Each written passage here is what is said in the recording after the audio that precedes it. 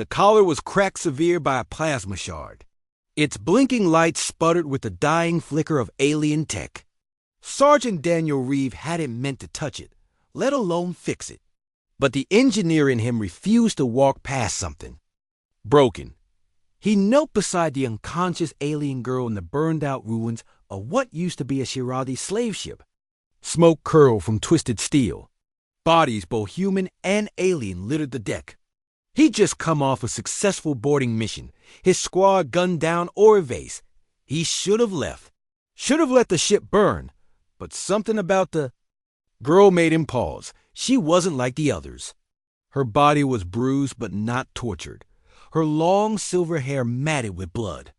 And around her neck was that damn collar gleaming faintly with sigils that weren't meant for human eyes.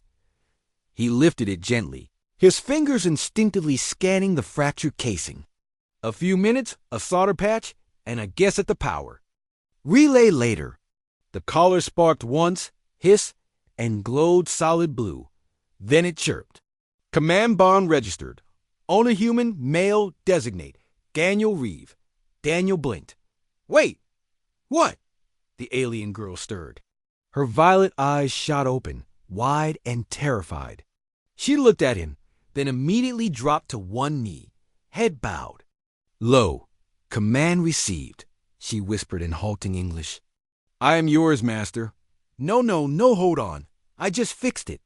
She looked up slowly, confusion tightening her brow. You repaired the collar of Dominion. That act ... it bound us. He stumbled back. Bound us? I didn't sign anything. The girl rose slowly, warily. She stood tall, at least 6 feet, with sleek musculature under torn silver battle robes. Her alien beauty was undeniable, all sharp cheekbones, glowing tattoos, and otherworldly poise. But her eyes were full of shame. I am Zella of the Ovary. I was bred to serve the high thrones. But you repaired my collar with no command. No violence. That makes you ... different. Daniel cursed under his breath.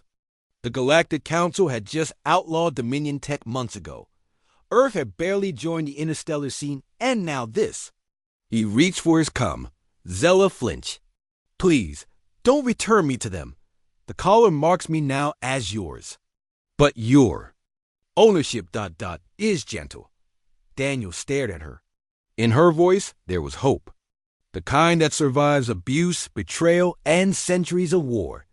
This was a mistake, he muttered. I don't want to own you, but you do, she said softly. Not in the way the thrones did. You touched the collar not to command, but to heal. Behind them, the ship groaned. Explosions echoed in the lower decks. Time was running out. All right, he grunted, hoisting his rifle and motioning toward the escape corridor.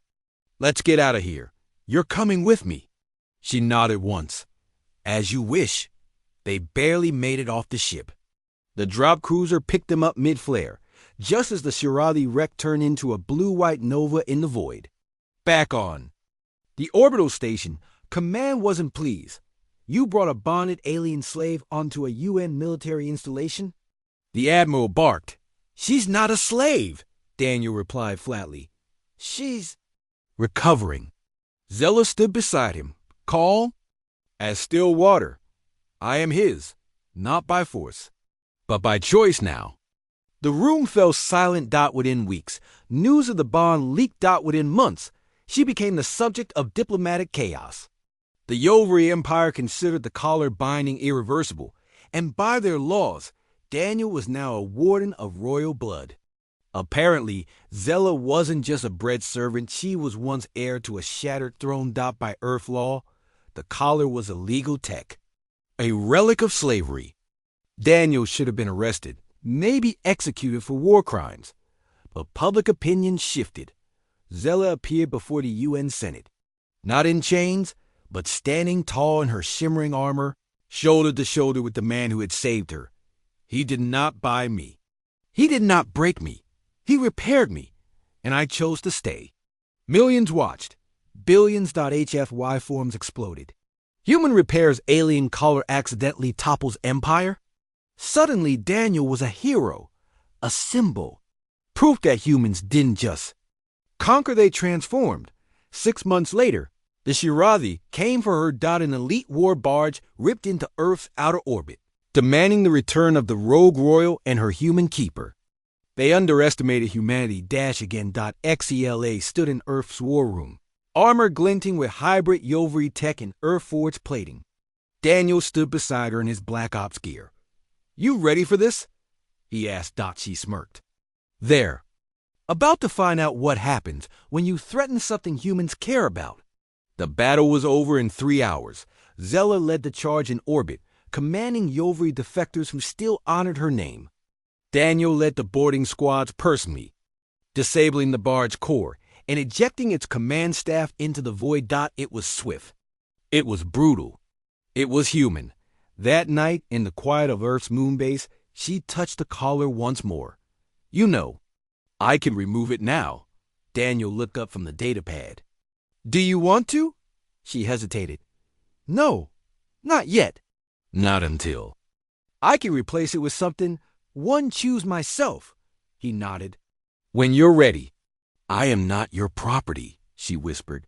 "No," he replied. "You're my partner." They stared at each other in the silence of stars. She smiled.